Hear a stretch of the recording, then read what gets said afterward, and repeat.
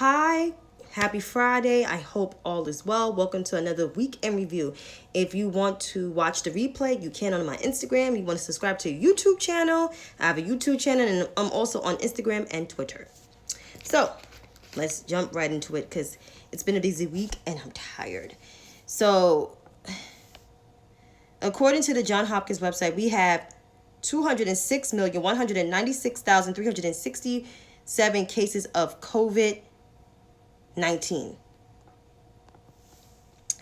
Global death toll is 4,345,424 cases of COVID.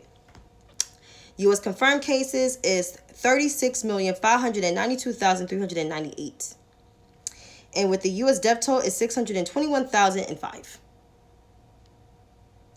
So all of that you can catch.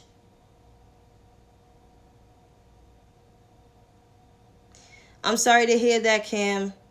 I hope you drink some wine or, have, some Zen. And according to the vaccination doses, it's 654,350 people were vaccinated as of yesterday.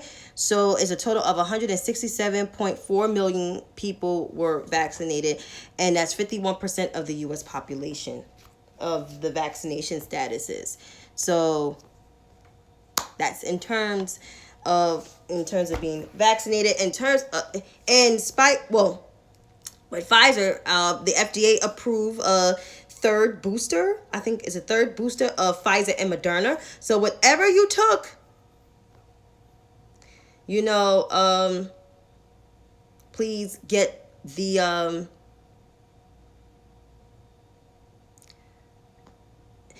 Yeah, Cam, listen to Dr. C. I am so sorry. I almost lost my train of thought. I'm looking at your post. Maintain your peace. Ask them to leave.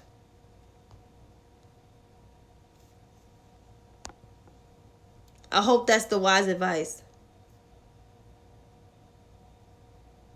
Oh.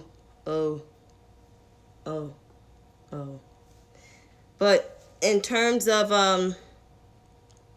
oh gosh, I'm getting hot.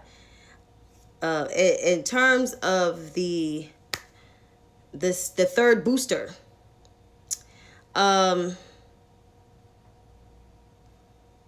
if it becomes available, I'm taking it. I don't know about y'all, but I'm taking it, and I'm taking it because if you think this spike is worse right now, try September, October, November, December, January, and February. It's going to get worse. And people want to gather and shit. So I'm taking that third booster. But I gave up on helping the anti-vax community.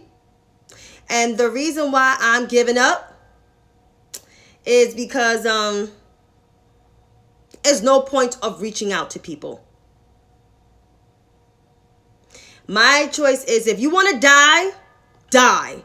And it's sad enough to say it, and I know I sound mean, but because it's like you are the same ones that's taking off your mask, gathering around people, going to the store, but don't want to take the vaccine. And that's not most of everybody, but that's the majority of people I know that does not want to get vaccinated, but want to take off their mask and walk around. People want to hug you and shit. First of all, I did not like too much hugs before the pandemic. Why would I like it during the pandemic? I haven't even hugged my father, okay? And my father is the last person that got vaccinated, and he's fully vaxxed. And it'll make it 2 years. Yeah, no. You can ask Dr. C. I elbowed her. Hey, girl. And we both vaccinated. Hey, girl, when we saw each other last weekend. And by the way, it was fun times hanging out with Dr. C. Got to hang out with her a lot more. When she not ready to be beating up people. That face. But anyhow. Yeah. So to all of you anti-vaxxers, once again, I gave up on reaching out to y'all. So if you guys want to keep being reckless with your behavior, you will fuck around and find out and get COVID. But if you want to be safe, you should get vaccinated and wear your mask. Smart choice. Now on to this. I know my state has been the topic of main news, and I have already voiced my opinion, and I said what I said.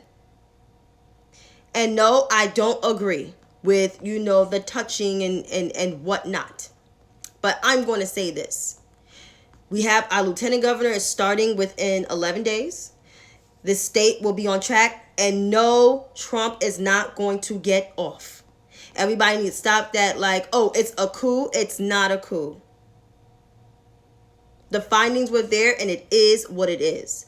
Now we have to move on because this man is going out, and whatever he does, God bless his soul. But in the meantime, our lieutenant governor is capable. And I heard she already put the mayor in his place because he's trying to ask for more money. My mayor is trying to ask for more money. Why you're asking for more money when people need money for rent and you're not releasing that, and you want more money to do what? There's homeless people on the street, and there's homeless people near my luxury high rise. Do something about that. Crime is rising. Do something about that.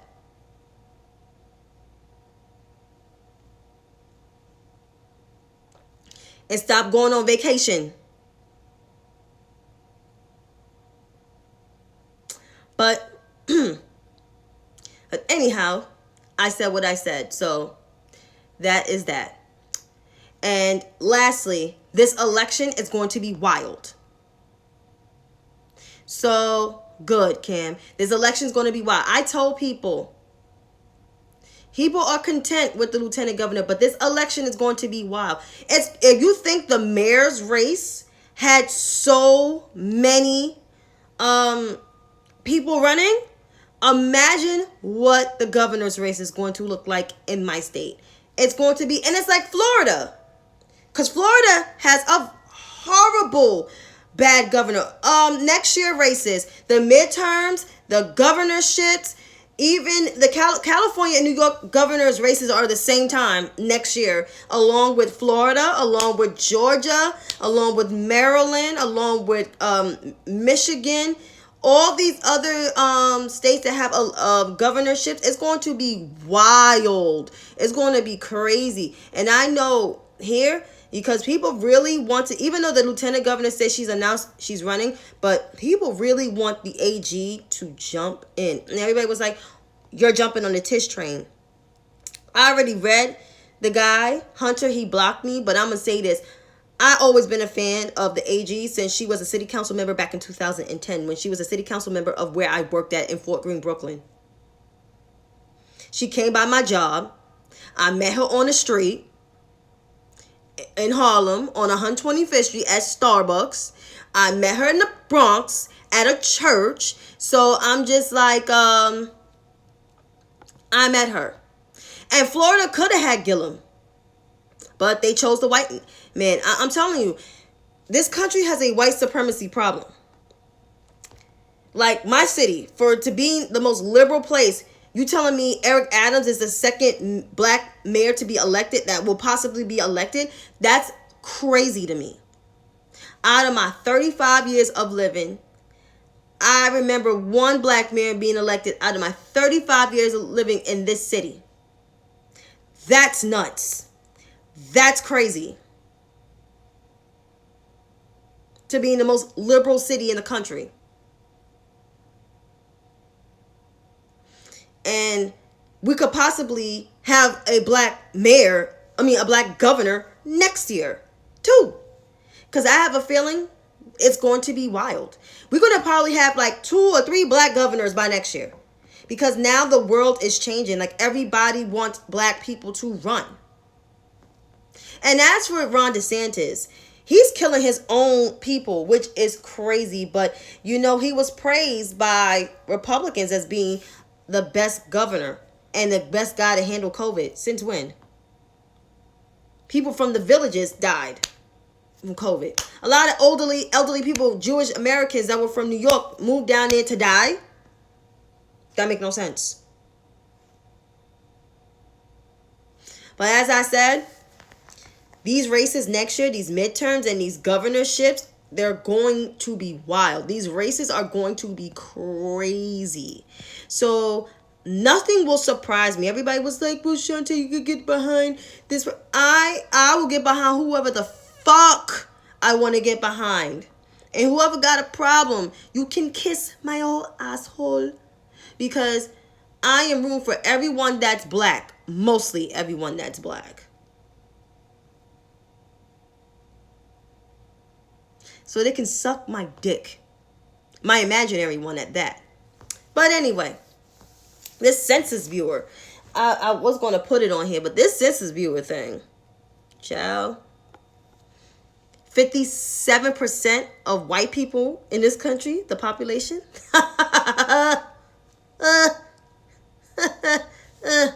Well, you know what?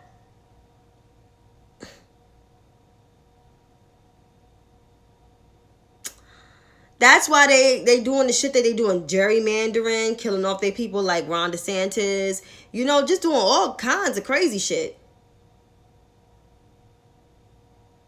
They scared. They scared because they're not the majority no more. There's a lot of people. There's black people. We always been here. There's the Hispanic community. There is, yep. And then there's, you know, the indigenous community, which this was their land. Remember, this was their country, not the Europeans. The AAPI community is growing in grace fast. So white people are not the majority no more. So they acting crazy. So what they do, they try to hold on to power, try to hire their kids for different positions, or they try to run for offices because they trying to make themselves the good politician. No, them days is over, man. It's time for representation. It's time for skills, and it's time for politics. It's time for black people and Hispanic people and the AAPI and the indigenous people to be represented in politics. That's why everything's huge, and everybody needs to keep this trend up and stop saying it's just about representation, because it's not. Representation is not a trend. Representation is for life. Representation is who we are as a country. And it should always be like that. It should not be a trend, a short-term trend. Period. Let me read some of your comments. They only doing this because Biden look bad so they couldn't. Yep, of course. That's what they doing. And why you're and yep.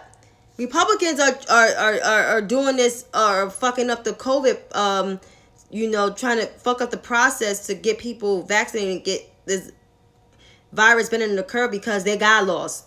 The man lost. Donald Trump did not handle COVID properly. So, of course, people want somebody that's going to handle this situation perfectly. And Joe Biden made the vaccine available to everybody for free. You didn't need no goddamn health insurance. You just need to show your ass up and get goddamn vaccinated. And people still don't want to do that. Like, this country got to pay people to take care of yourself. That's ridiculous.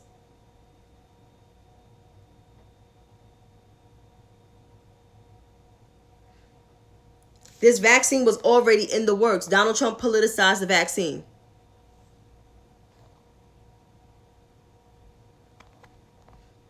Because Dr. Kizzy made sure, she said this vaccine was in the works. Sure did.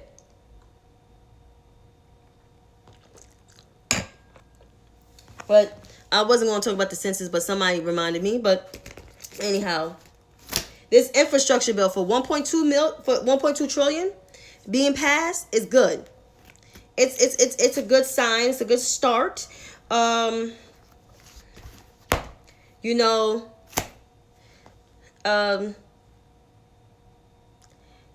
some good that Cinema did. Some good. Not saying she's a good politician, but this is some good. Because that 1.2 trillion was kind of like her kind of thing. In a way. And it's going to be sent back to the House by, I think by next week. And so on the 23rd, the House is going to come back to recess to vote on this 1.2 trillion. But somebody don't want to vote for this bill, I'm assuming. She's calling moderate Democrats conservative Democrats.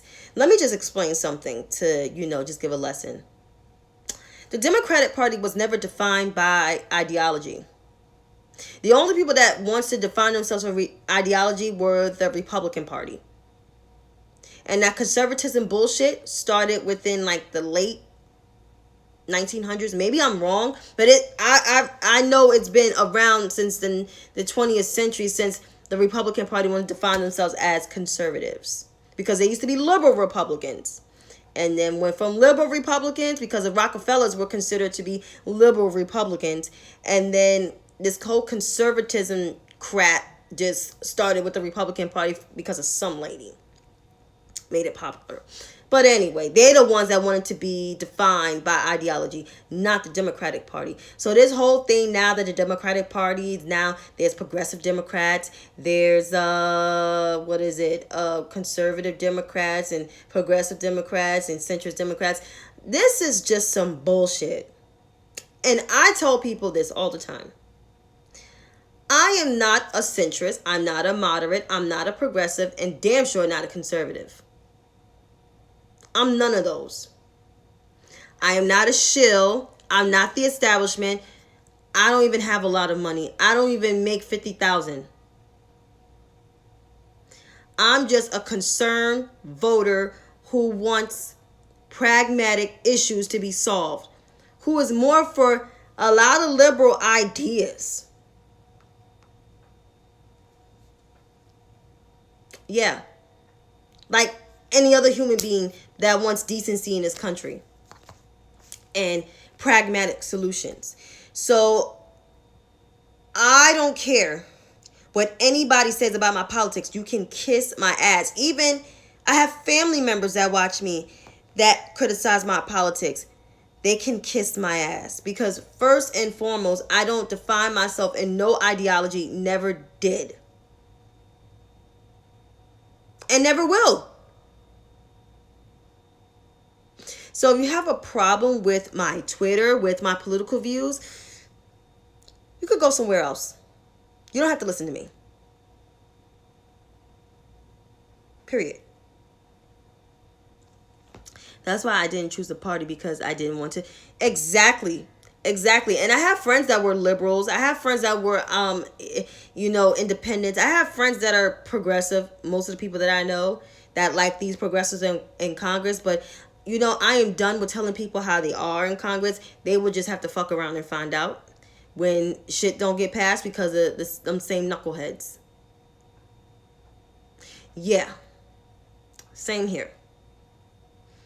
But speaking of mayor's race, thank you. I have it on this mayor race. If anything I'm paying attention to right now is this mayor race in my city, because it's between Eric Adams, the quote unquote moderate Democrat, and the COVID denier on the Republican side, the guy who founded the Guardian Angels, Curtis Swaller, the one Swallow, whatever his last name is, the one with he has like 16 cats living with him or 32 cats living with him. Yeah, him. That guy. And I'm like, the Republican Party just got more kookier and crazy. And I would never thought in New York they would get crazy, but they're getting kookier and crazy, and they think that shit is popular. No, that shit is not going to fly with a lot of New Yorkers. But then again, I do not trust a lot of white New Yorkers in my city, because the fact that their favorite white Democrat did not get the nod. Some of them will not vote for Eric Adams because he carried a gun to church. Are you serious? Really? The man don't even carry a gun to church, but whatever. Who am I? But I will say this to those who are thinking about not voting for Eric Adams. If you vote for Curtis Swaller, and if he gets it, he is going to make sure that he does not care about nobody's health during a global pandemic. He is like his Republican ilk. Even though he criticizes Donald Trump, he is no better than Donald Trump, because he led a rally for anti-maskers, protesting the mask mandates and the COVID restrictions. So if you think about not voting for Eric Adams, you will get that piece of shit. So if I were you guys, I would suck it up and deal with the black man. And it will be great for New York, because New York will finally have a black mayor, the second black mayor in history, in New York's history, to serve as a mayor. I think the 109th or the 110th mayor of New York. Yeah. And by the way, I like Eric. He's a good borough president for Brooklyn. From what I'm hearing, he's a good borough president. He's a better borough president than my borough president because she sucks. So I'm glad I'm getting a new borough president. But yeah, I mean, that's where we are. That's where I'm focused on. But as I'm getting to the last topic, time to read. I'm flying by this shit like no other. So, I don't have that many people to read because I've been focused on my schoolwork. But Joan Walsh, I'm not going to direct my shit to her. But I'm trying to be nice because, you know, she don't do nothing to me. But she wrote, well, it's two people I'm going to read. But Miss Joan Walsh of The Nation wrote this stupid ass article about Nina Turner losing. So, I'm going to just pull some of it up because it annoyed the shit out of my black ass.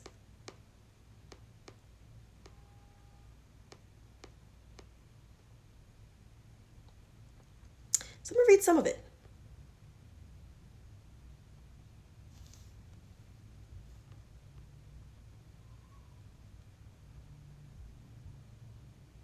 No, it's by Stephen Phillips. It's not by Joan Walsh. Good. But she still retweeted it because she works for The Nation. So,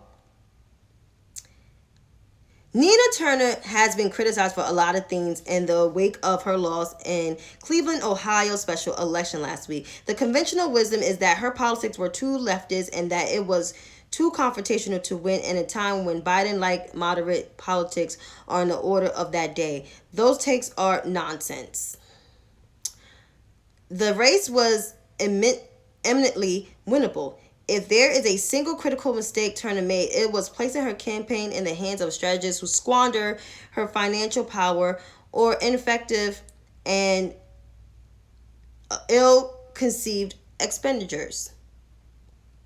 I grew up in Cleveland. Former Representative Marcia Fudge attended my grandfather's church, and I've known and supported Turner since her 2014 run for Ohio Secretary of State. She was a guest on my podcast 2 weeks ago. Mr. Phillips wrote this.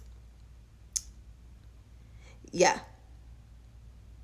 Last week, a friend who lives in the district took her mother, an older woman of color, to the polls to cast her ballot. My friend's mom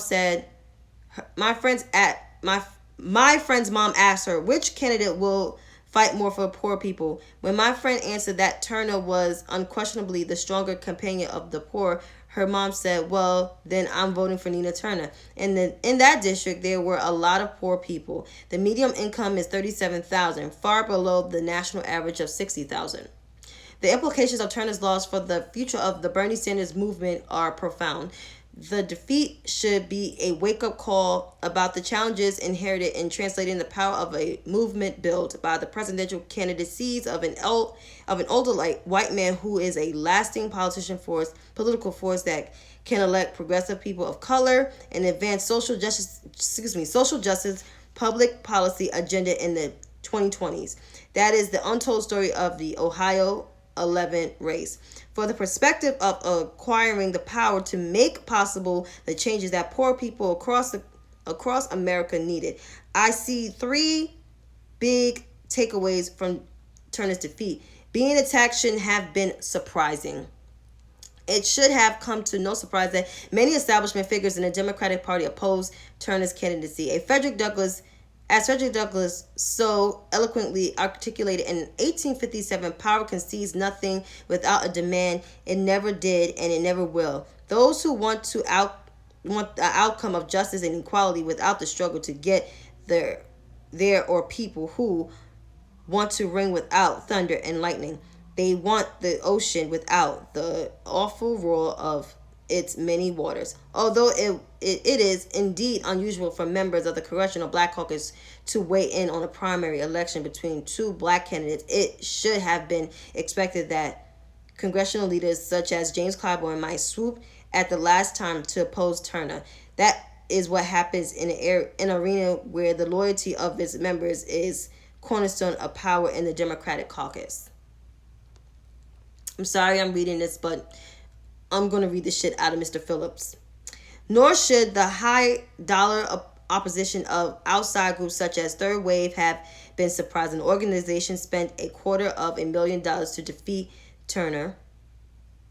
Where is that proof? It's not cited. For many years, Third Way has been far more focused on perceived electoral risk of advocating for justice and equality than on actual achieving justice and equality.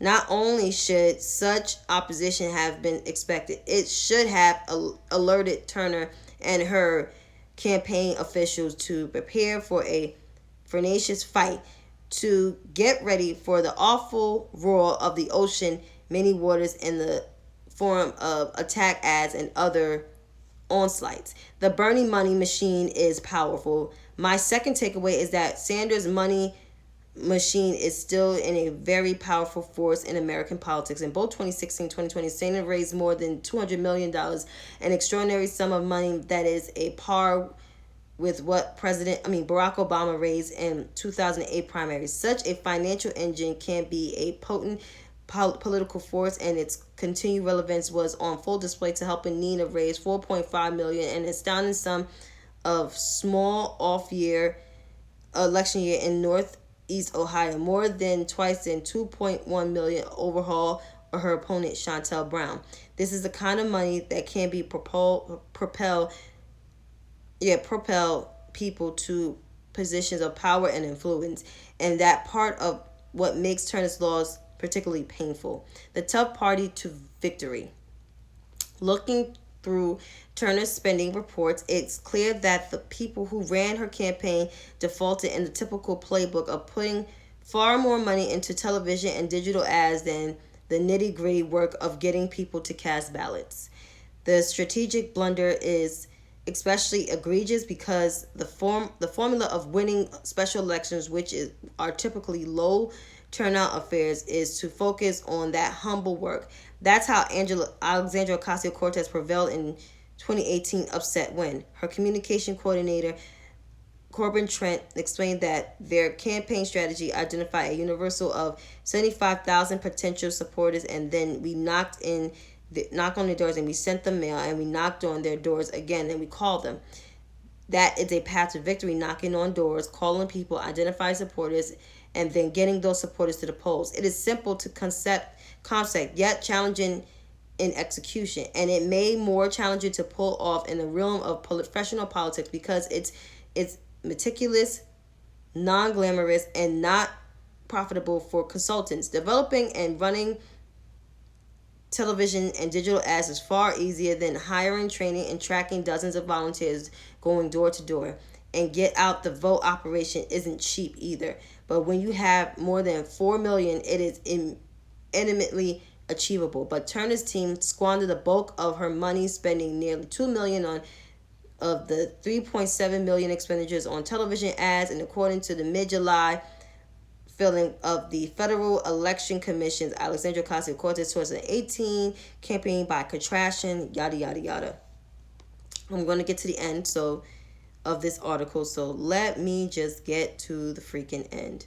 So this is the most urgent lesson from Turner's defeat. The United States is the middle of the modern-day civil war, with the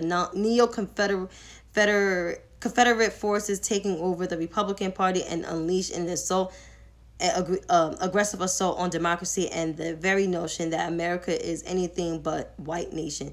Too many in the Democratic Party hierarchy failed to appreciate the nature of this battle and accordingly underinvest in leaders of color who will be fierce fighters for justice. The Sanders movement has the potential to embrace and elevate the kinds of leaders who will take the fight to the right, but opportunities will be lost if campaigns are run by consultants who lack the cultural competency and commit to required to win elections in communities of color.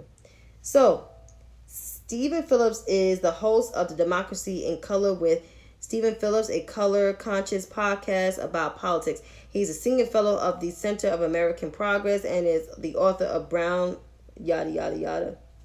So, Mr. Phillips.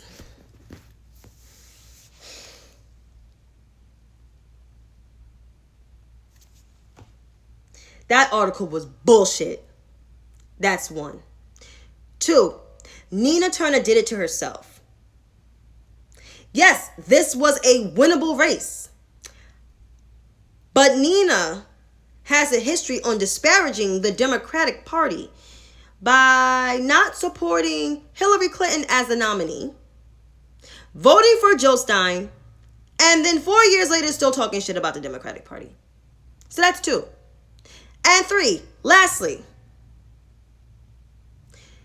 Nina Turner, Miss Nina Turner, compared voting for Joe Biden was like eating a half bowl of shit.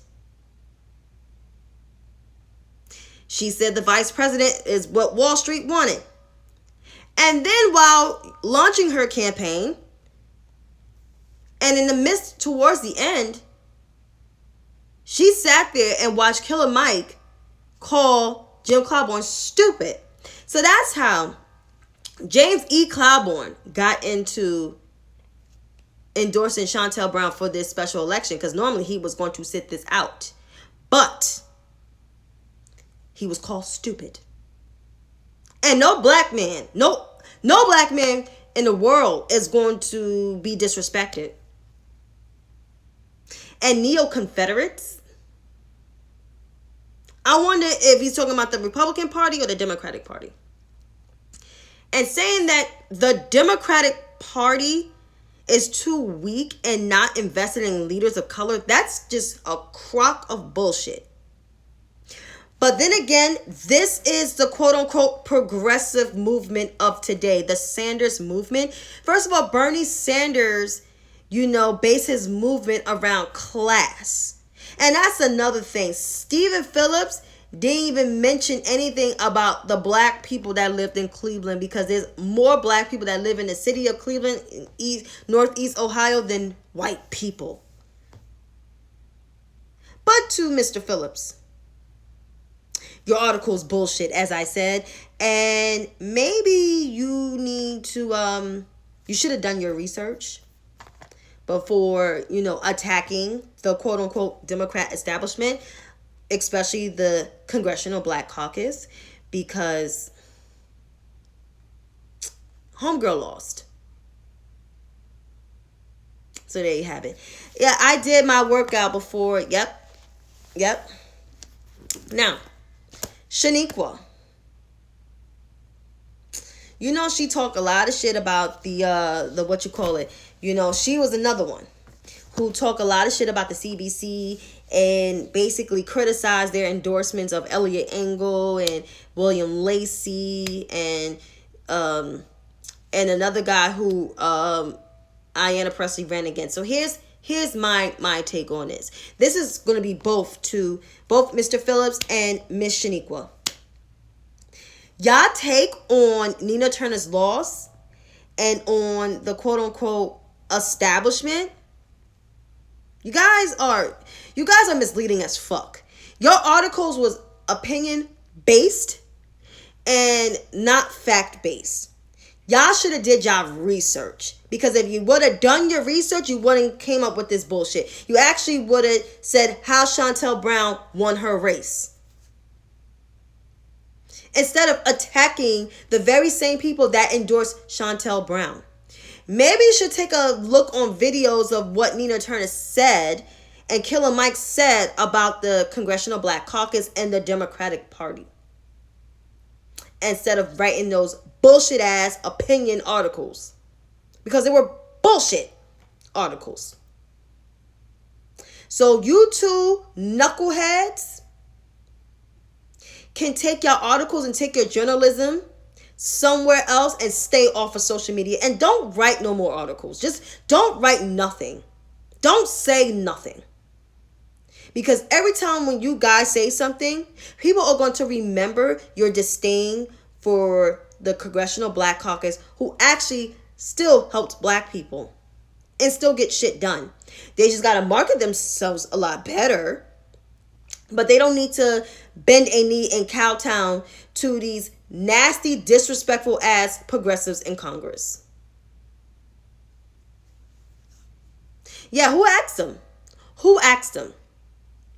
Who asked them?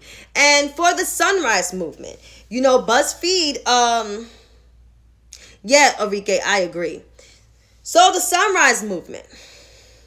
The Sunrise Movement is now having issues. Who is surprised? I'm not. The Sunrise Movement, pretty much. I gotta take a drink on this one. A Sunrise Movement black leaders, black activists, 100 of them, wrote memos and letters and saying they were being used and tokenized. Are we surprised? Are you surprised? Because I'm not surprised. After all, the white progressive left have this vision of using their favorite black people, which the description is, and people gonna get mad, is those who have natural hair, big afros, let's see, don't hardly wear any makeup, don't wear a bra, maybe don't put on deodorant half of the time, and they're kind of like hippie bohemian, like they bohemian black person. That's who they think of talking and marketing their movement, or they're good, what. So that's their ideal black person. But little do they know that black people don't want to be used and abused. But do I feel bad for these black activists in the Sunrise? No, I don't.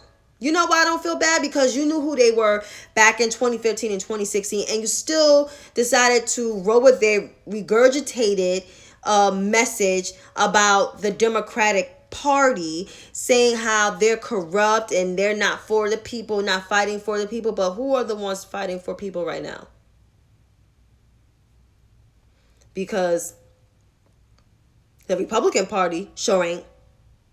They're not even fighting for democracy. And you think these progressives are going to fight for you in Congress? I mean, after all, 2 of the members of the squad say they want private security, but defund the police and, abolish the police at that for everyone else. But you still went in to work for them? And for little money?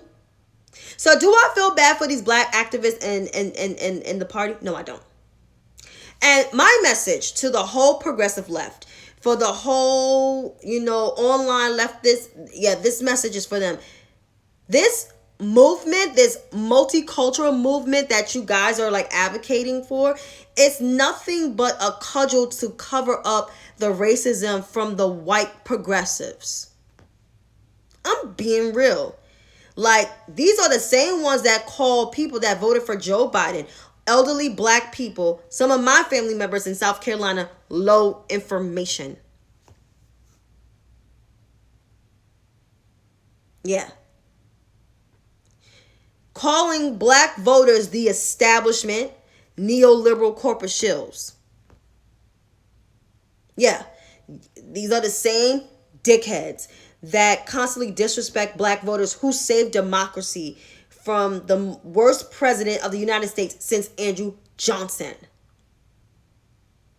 So this whole progressive movement, like I said, it's bullshit. It's nothing but a cudgel to cover up white supremacy and the racism within the progressive movement. And it's not real. It's nothing but a fake facade. It's a facade. It's not real. And will never be real. And I will never respect it. So that is that. Yeah, I'm preaching the word because I'm so sick of this shit. And that's another thing. I am sick of, these progressives taking credit for the Biden and Harris administration policies and their legislation that they're proposing. I'm so sick of it.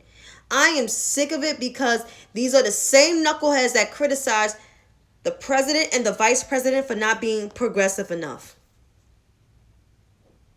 The last time I checked, their careers, all their lives in public service was fighting for people. You may not agree with their approaches, but they fought for people. So I'm not understanding how y'all got so much smoke for them, but y'all don't got smoke for the people that's trying to kill democracy.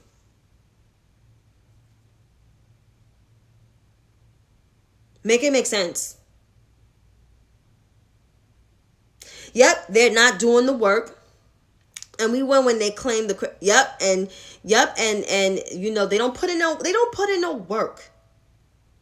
And all of these Gen Z kids, these kids that were born in the mid 90s, late 90s into like the 2000s, praising these progressives and praising Bernie Sanders. Bernie Sanders didn't do shit in his career. He only passed 3 pieces of legislation within his 30-year career. Bernie Sanders collected a check for 30 years from the federal government, working for the federal government. And as I said, he is part of the establishment. He's more of an establishment figure than Joe Biden and Kamala Harris put together. He got 3 homes. Both Kamala Harris and Joe Biden don't have 3 homes. The vice president and her husband, they sold a home. And it's more so the vice president's husband's money because she worked in public service all her life. And we all know Joe Biden was broke. He didn't have a lot of money like that. But as I said, and I'm going to keep yelling this to the rooftops, Bernard Sanders of South Brooklyn, who is now the junior senator of Vermont, currently the junior senator of Vermont, is part of the establishment in Washington, D.C. He's part of the 1%. And that's the facts. Don't get me started on, oh yeah. And he only is for billionaires because, yep,